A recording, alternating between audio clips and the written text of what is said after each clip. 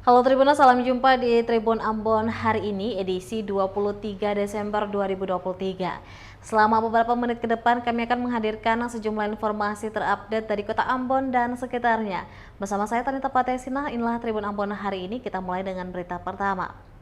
Kerap jadi keresahan masyarakat, Polsek Nusa Niue musnahkan sebanyak 115 knalpot racing.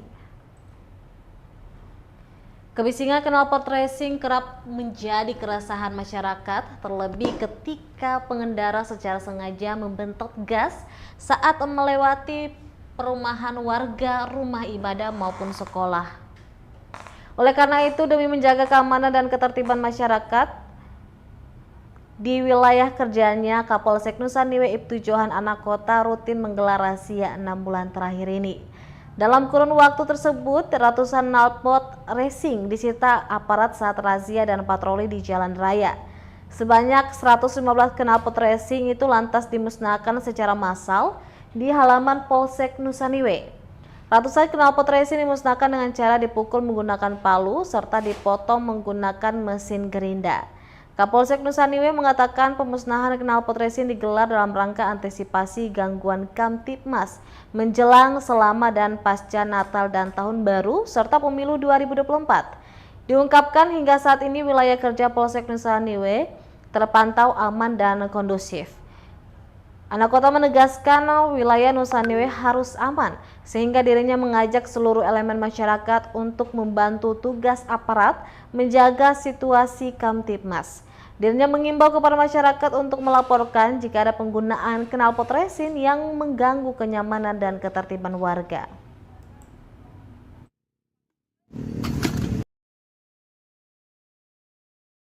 Hari ini pemusnahan knalpot racing, kami selama kurun waktu 6 bulan mendapatkan sekitar 115 knalpot. Baik itu yang hari ini kita musnahkan maupun yang kita datakan pada saat pemusnahan di jalan ataupun di lokasi-lokasi yang kami temukan. Begitu kami berharap dan kami tadi sudah membuat suatu komitmen sepakat sama-sama untuk Nusa Niue bebas knalpot racing.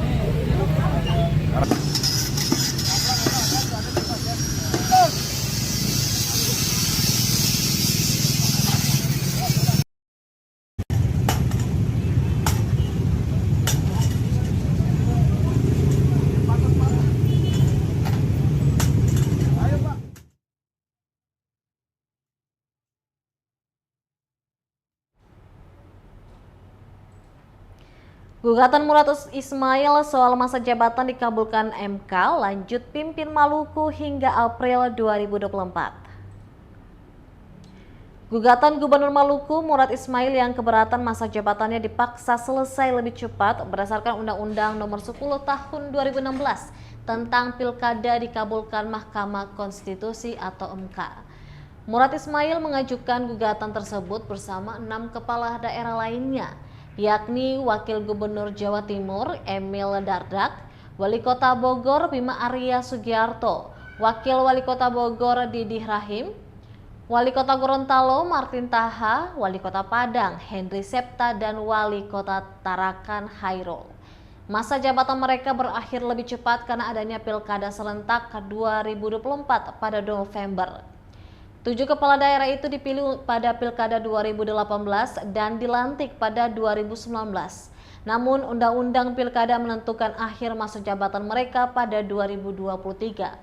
Jika demikian, maka mereka tak genap 5 tahun menjabat. Ketua MK Soehartoyo menyatakan pasal 201 ayat 5 Undang-Undang Pilkada yang digugat para kepala daerah itu inkonstitusional, bersyarat.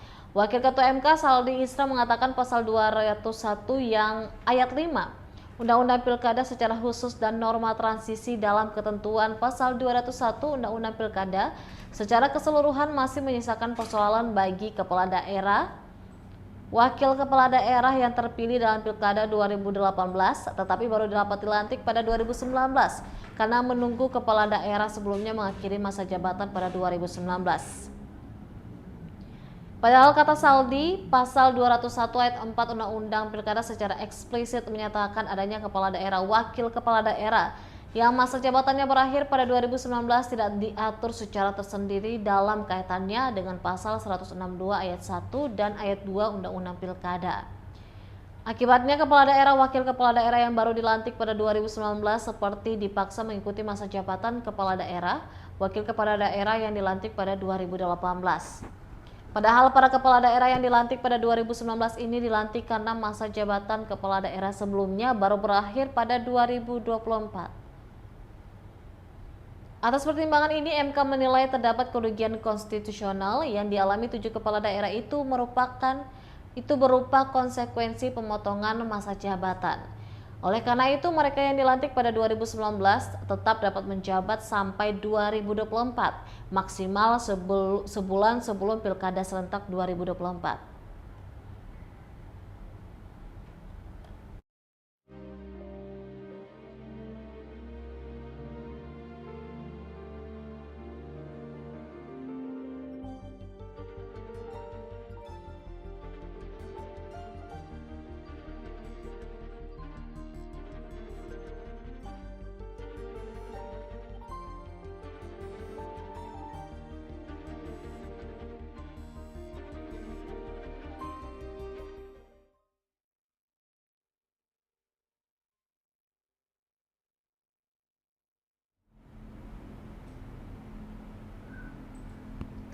Bodewi Watimena mengingatkan warga Kota Ambon untuk menjaga Kamtibmas saat Natal dan Tahun Baru.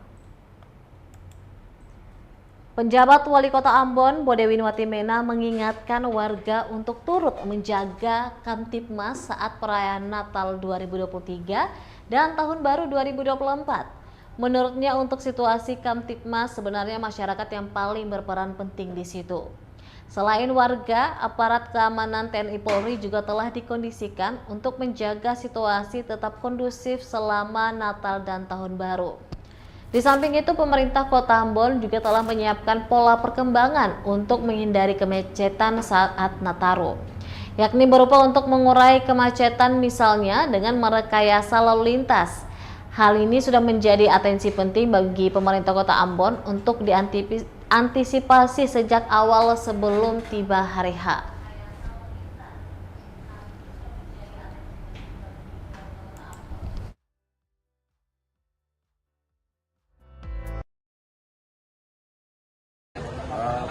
Pola pengamanan kita atau pengaturan lalu lintas sudah kita punya prosedur tetap.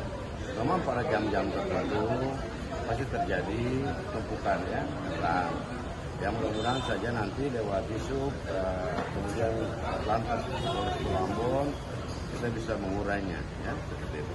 Dan kita juga berharap masyarakat pengguna kendaraan juga bisa mengikuti apa yang sudah diatur oleh jajaran Polres dan pemerintah kota. Nanti ada sistem rekayasa lalu lintas lah gitu Kak, Pak? Rekayasa. Intinya adalah kita akan berupaya supaya tidak terjadi kemacetan parah di kota.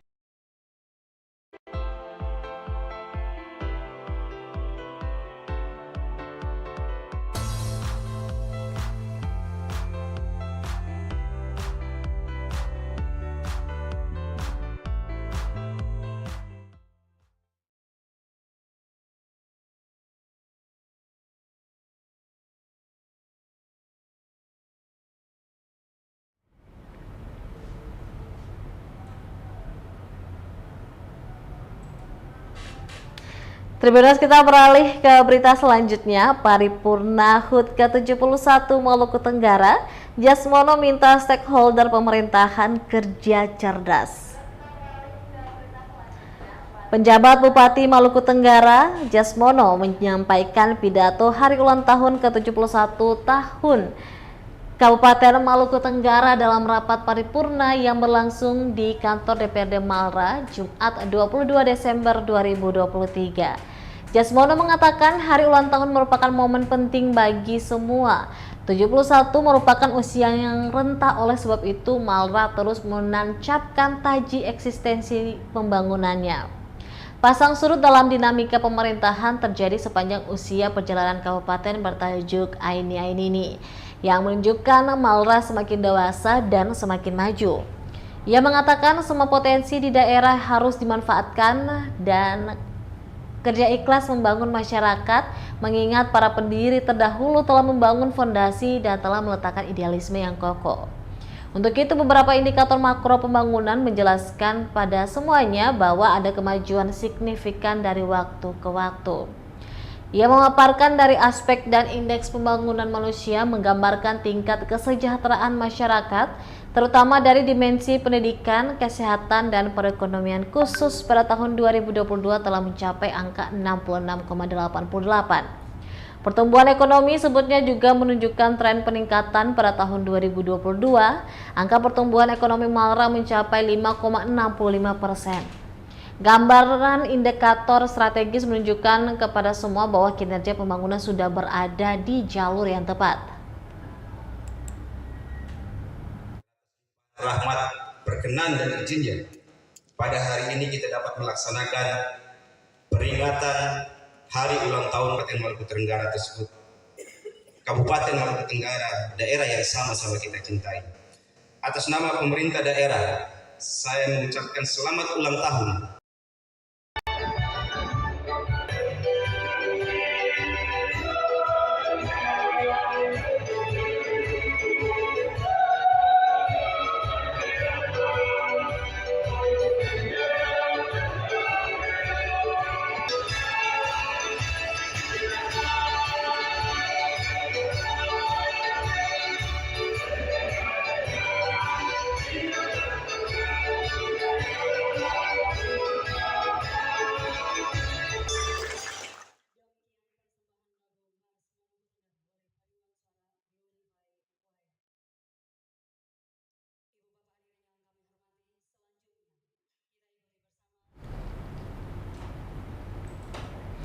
Menjawab kebutuhan layanan kesehatan masyarakat di 5 Ohoy, penjabat Bupati Malra meresmikan Puskesmas Wain.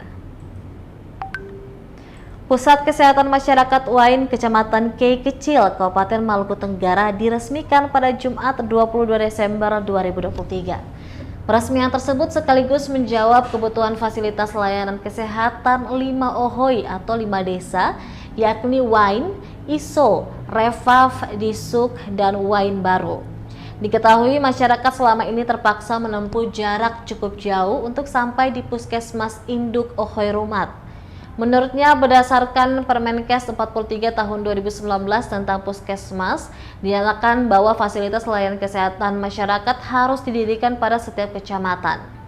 Dalam kondisi tertentu, lanjutnya pada satu kecamatan dapat didirikan lebih dari satu puskesmas dengan pertimbangan kebutuhan pelayanan dan jumlah penduduk dan aksesibilitas. Dijelaskannya dalam fase awal pengoperasian puskesmas masih membutuhkan intervensi guna ketersediaan sarana prasarana, sumber daya manusia, serta perbekalan kesehatan lainnya. Untuk itu, Jasmono perintahkan kepada Kepala Dinas Kesehatan beserta jajaran untuk memberikan dukungan, pembinaan, pengawasan sehingga keberadaan puskesmas dapat berdiri sejajar dengan puskesmas lain. Right. Puskesmas harus didirikan pada setiap kecamatan. Pada satu kecamatan dapat didirikan lebih dari satu. Mencurahkan perhatian kami kepada kesehatan pada mereka semua yang bertugas di sini, baik dokter, bidan, perawat, atau siapa saja yang membagian di dalamnya, boleh diberikan. Staf ahli bupati dan kepala organisasi perangkat daerah yang berkesempatan hadir, yang kami hormati Saudara Camat di Kecil Timur, yang kami hormati Kepala Ohoy Wain, yang kami hormati para kepala puskesmas di Kabupaten Maluku Tenggara, yang kami hormati tokoh adat, tokoh agama, dan tokoh organisasi kepemudaan yang tidak dapat kami sebutkan satu persatu, undangan dan hadirin yang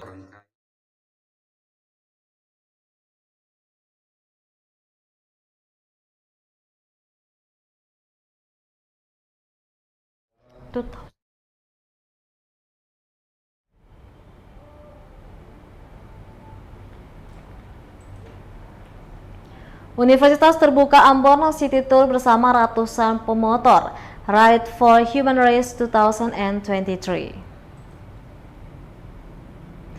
Universitas Terbuka Ambon menggelar touring bersama ratusan pemotor di Kota Ambon pada Sabtu 23 Desember 2023. Touring dengan topik Ride for Human Race 2023 diawali dengan pelepasan ratusan bikers dari halaman Universitas Terbuka Ambon. Barisan konvoi dipimpin oleh mobil patwal dari Dirlantas Polda Maluku. Para pecinta roda 2 yang berasal dari berbagai komunitas motor di Kota Ambon tampak sangat antusias mengikuti kegiatan ini. Pasalnya selain bisa tur mengeliling Kota Ambon, mereka juga membawa bantuan sembako ke panti asuhan, yakni ke Panti Asuhan Santa Maria dan Panti Asuhan Yayasan Melati Al-Khairat Ambon. Rute dalam agenda City Tour tersebut mulai dari Universitas Terbuka menuju ke Panti Asuhan Santa Maria yang berlokasi di Ahuru, Kecamatan Sirimau, Kota Ambon. Usai penyerahan sembako serta beristirahat selama beberapa menit, para pemotor melanjutkan perjalanan menuju ke pusat kota. Setelah memutar di kawasan Talake, ratusan bikers itu kemudian kembali ke Universitas Terbuka melalui jalur Kecamatan Teluk Ambon, yakni melewati Jembatan Merah Putih, kemudian menuju ke Paso, lalu finish atau kembali lagi ke Universitas Terbuka Ambon. Sebelumnya saat membuka kegiatan tersebut, Direktur Universitas Terbuka Ambon Yuli Tirtaryandi El Ansori mengungkapkan bahwa event ini sudah lama dinantikannya. Tujuan pelaksanaan kegiatan ini untuk membangun citra positif tentang komunitas motor kepada masyarakat luas. Menurutnya penting untuk membedakan mana komunitas motor dan mana geng motor. Diharapkan selain bisa bersama terlibat dalam kegiatan sosial kemanusiaan, para bikers juga menjadi pelopor keselamatan berlalu lintas. Terpisah dari itu, bikers komunitas Arci, Vika Wakano mengucapkan terima kasih atas terselenggaranya sebuah kegiatan yang mempertemukan ratusan anak-anak komunitas motor di Ambon. Lanjutnya, melalui kegiatan ini, Universitas Terbuka Ambon semakin dikenal luas, semakin baik, serta menjadi perguruan tinggi yang terdepan di Maluku. Hal serupa juga diutarakan biker Supermoto Ambon, Alfaji Payapo. Menurutnya, kegiatan universitas bersama ratusan pemotor dari berbagai komunitas motor merupakan kali pertama diadakan di Ambon. Terlebih ada bantuan sosial yang diserahkan kepada panti asuhan, itu merupakan suatu perbuatan mulia.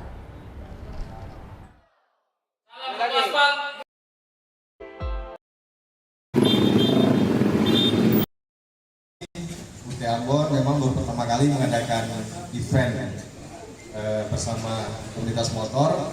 Event yang sebetulnya sudah lama kami rencanakan sejak saya pertama datang di Ambon 6 bulan yang lalu bertugas di Ambon, tapi baru bisa terrealisasi hari ini. Jadi ada tujuannya tentu. Yang pertama adalah kita ingin membangun citra positif tentang komunitas motor, ya, sehingga masyarakat bisa membedakan antara komunitas motor dengan geng motor. Kalau geng motor kan citranya selalu negatif, tetapi saya yakin komunitas motor citranya akan selalu positif.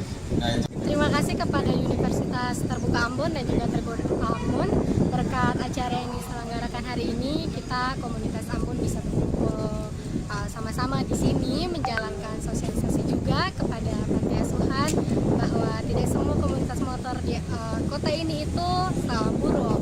Jadi melalui kegiatan ini kita menunjukkan bahwa kita itu siapa dan juga Universitas Terbuka Ambon dan juga Tribun Ambon. Terima kasih. Banyak kepada UT Ambon yang sudah bikin satu gebrakan dengan mengundang seluruh komunitas Kota Ambon untuk sama-sama lakukan aksi sosial, yaitu touring berbagi kasih ke panti asuhan dengan memperkenalkan UT Ambon kepada masyarakat Kota Ambon dan menampilkan komunitas yang cinta akan kebersamaan. Yang dekat penendang mohon ambil jarak sekitar 3 langkah, 3 meter. Silakan Om.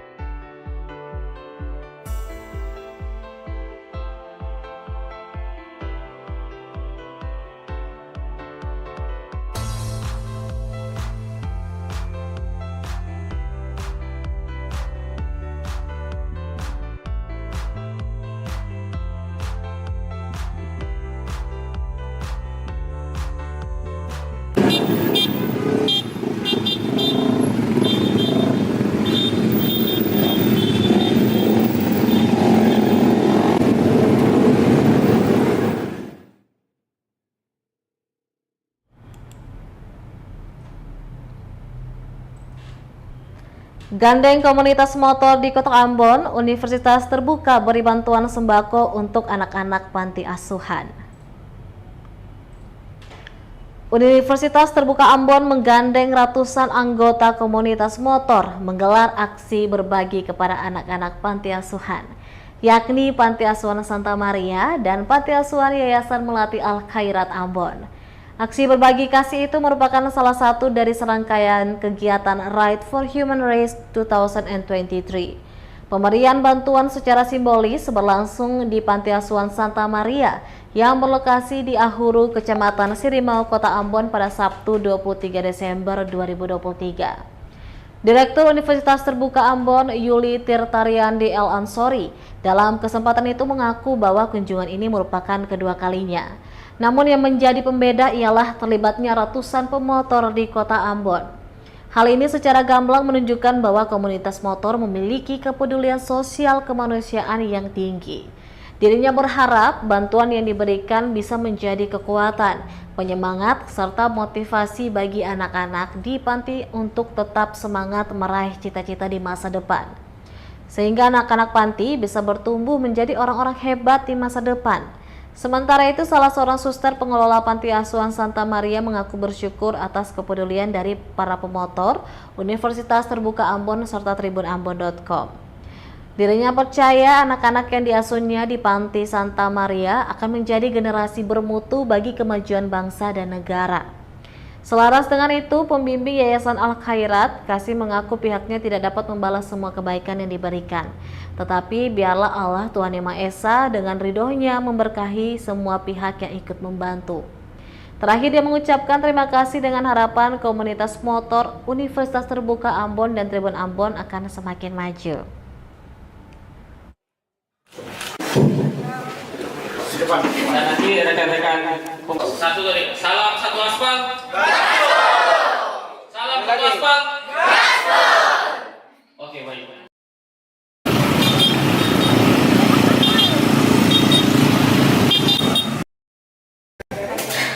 Adik-adik kita yang saat ini tinggal di Panti Asuhan Suster, apakah kita tetap ke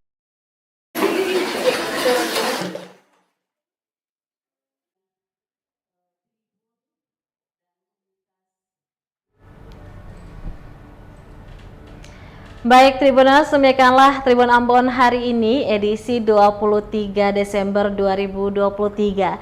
Saya Tanita Patiasina beserta kru yang bertugas undur diri dan kami keluarga besar tribunambon.com mengucapkan selamat merayakan Natal bagi Tribuners yang merayakan. Semoga sukacita dan damai Natal selalu menyertai Tribuners dimanapun berada. Terima kasih Tribuners, amato. Download Tribun X sekarang, menghadirkan lokal menjadi Indonesia.